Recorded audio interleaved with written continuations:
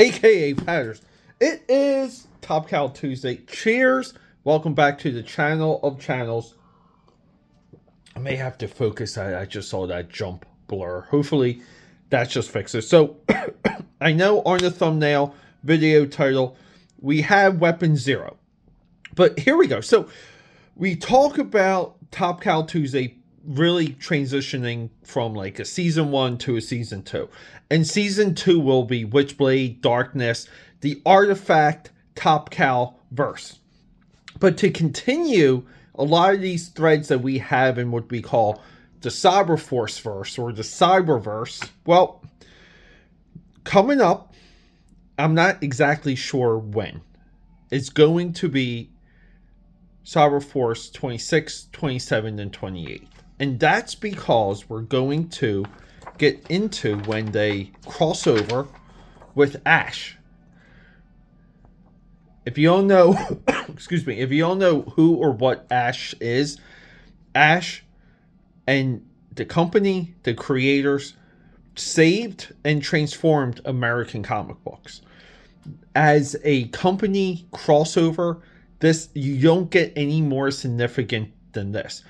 And we can contrast this with what Todd McFarlane did with Spawn around this time, which is the Savage Dragon crossover. One leans towards insignificance, Savage Dragon. One does. So, coming up, that's a little bit of a preview. Oh, my boy Omer Glitch was supposed to do a live stream with this. We were supposed to do a live unbagging. Unbagging is a term that I pioneered, by the way.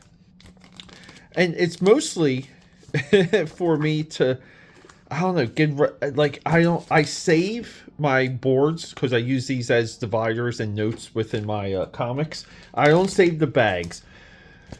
But a lot of times I'll buy things and people will ship them out, bagged and boarded. And I communicate things to individuals. And I say, hey, I don't want that bag and boarded. This is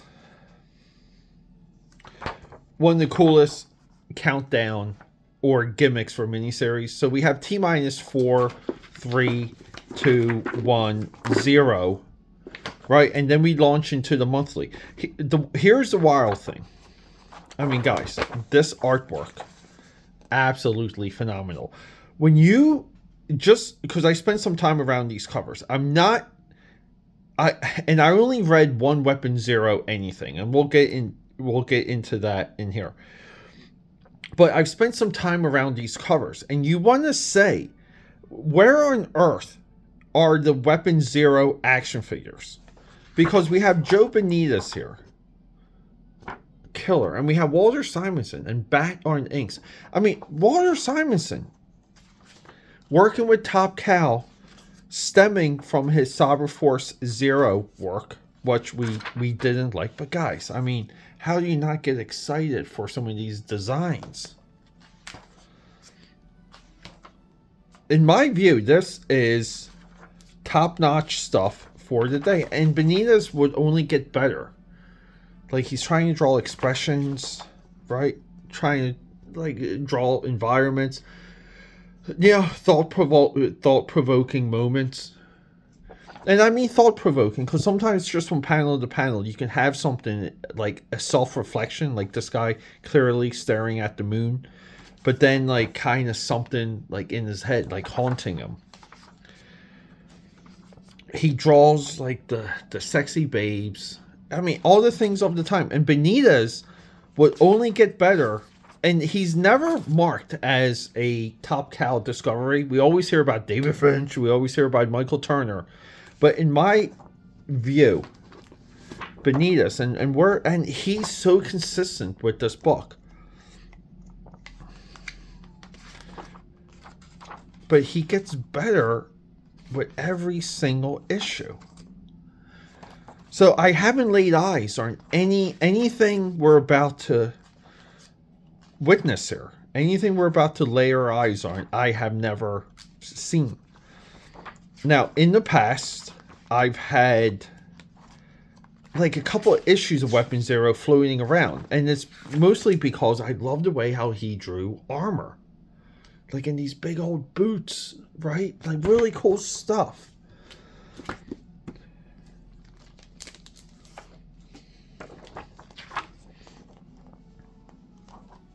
Here we are with issue 1, and issue 1 just seems way more full already. Like, guys. Now, when it comes to the readability, issue to issue, I don't know what happens with Weapon Zero because it runs all the way through issue 15. I mean, guys, come on, what happened with Weapon Zero? Was Top Cow like sleeping when people called for the movie rights, the animation rights?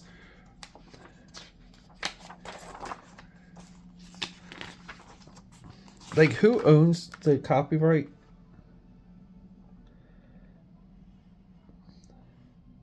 It's a Top Cow copyright.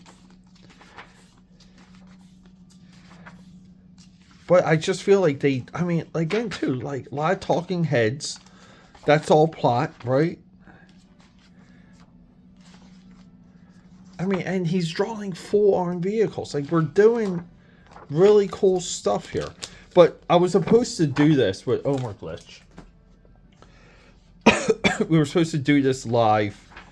I like doing the live unbaggings. I think that's such a cool thing. But it's okay if this becomes an episode because we are a little bit in a gray area with how do we continue Top Cow Tuesday.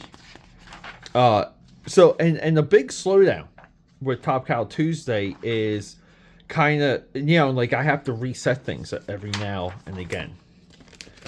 Meaning, like, what are we doing moving forward? What do we have to purchase? How do we have to order things? Like, you know, like as of release wise, this is like a feudal Japan flashback here. A lot of feudal Japan samurai stuff around Top Cow at this time. I love these group shots. Just like a cool way to showcase the scale of all the characters. At this time, Witchblade 7. So we're running parallel with Top Cow effectively taking over the image part of the comic book rack. It was Witchblade, Darkness, the Top Cow section, marching towards introducing Fathom. So, you know, like a lot of good looking stuff. And we still have Benitez here. Like, guys, like really, really cool stuff. Issue 6.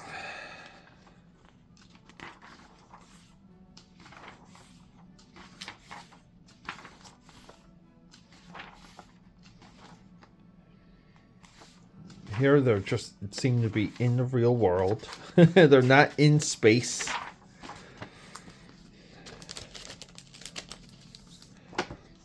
I always thought this was a outer space adventure, but oh my god, look at this. Like, this is a little bit of the 90s effects in comics. It does a weird thing. It makes you want to create comics. That's what 90s comics does. Right? Just get out there, create. But be disciplined. Like, nice looking hull here. Nice looking ship. Great coloring. Right. Like Weapon Zero Gallery. Here we go. Who drew this?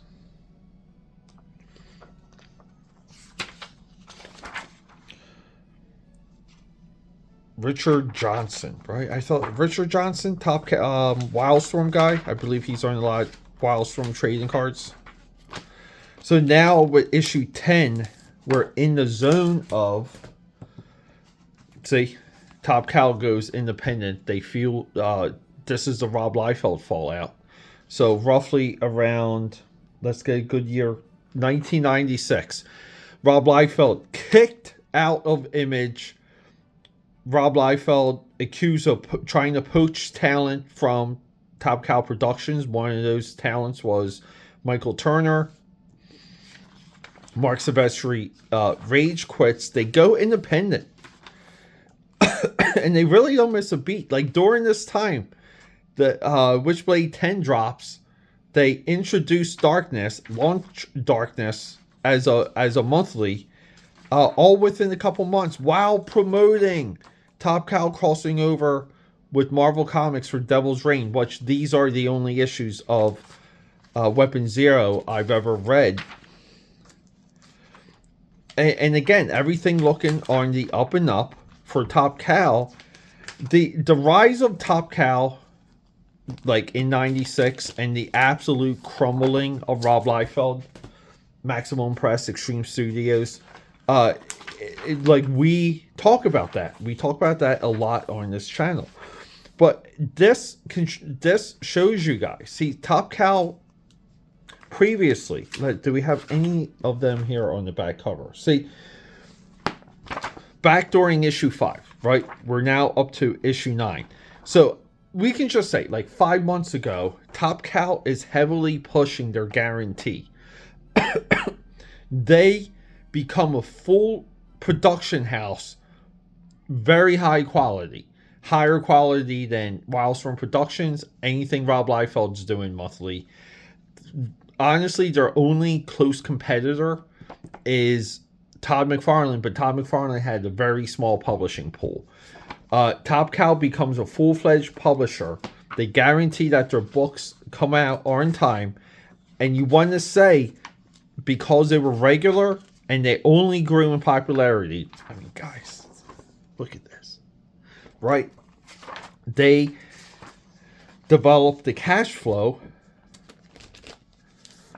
that Image Comics would lean on. So this one is not a Benitez Scott Lee coming in here. This is one of the only issues of Devil's Reign I read. I mean, of Weapon Zero. And this is for a talent stepping in. This is a pretty good looking issue. I'll say that. Like, this is Scott Lee. But it looks like Pat Lee. Some of this looks like Pat Lee. I don't think it is Pat Lee, though. Issue 11. I mean, that is a cool signature. Looks like a street sign. Scott Lee. Kevin Conrad on inks. And Benitez is back here. Again, Benitez only gets better per issue. And this is a slowdown. So we would call this, this is the vacation issue, right? Everything slows down. We reset the characters, reset some of the relationships, and we move forward. Moving forward with, I guess that's the head. It's a little tough to look at, right? Maybe it looks better through the camera lens, right? Issue 12, we're gearing up.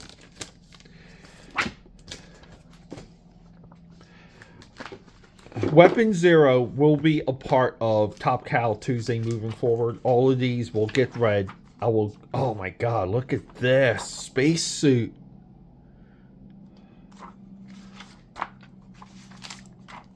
We'll do these in detail with the story between Darkness issues and Witchblade issues.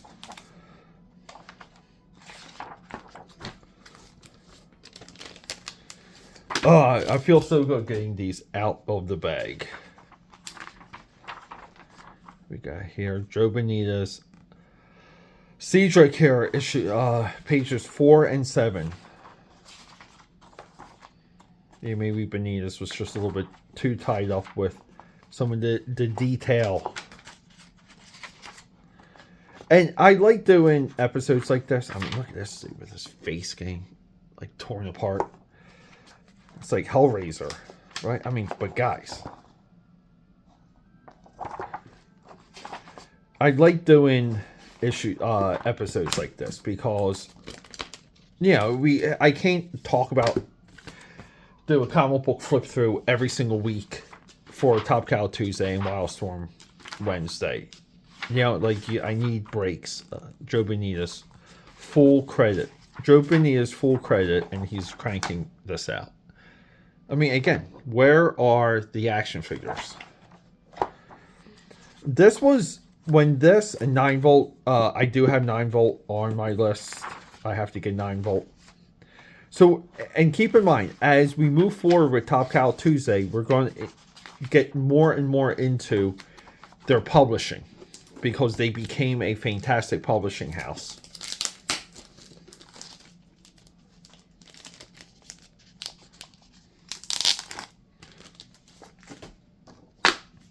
Issue 15, final issue. Joe Benitez, we have some separation here. Billy Tane, Clarence Lesang. This looks like a full studio effort here. But look at the shadowing. Right? Like, welcome to 90s comics. See, I like stuff like this. I like it when they give the characters, like, they showcase the character. Like, let me see more of this. This is just something, there's just something missing with the newer, like, with modern comics, quote unquote. To where, again, like, we don't get good character moments. We just, I don't see it. Oh, this girl gets impaled. So everyone's just, it's all out war. But look at these moments, right?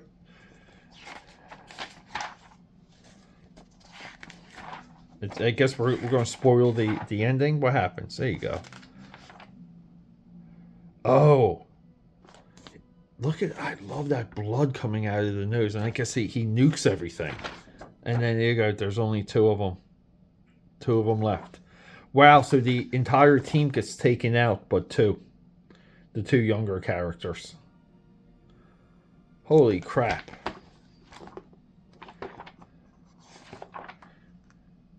So maybe, yeah, I mean, it's hard to contain. I still thought this visually, just on a visual level, was high-end enough to, you know, to get the reboot treatment. But how do you deny Weapon Zero? I'm going to enjoy reading these. I'm going to bring them to you. Top Cow Tuesday, guys. Love you.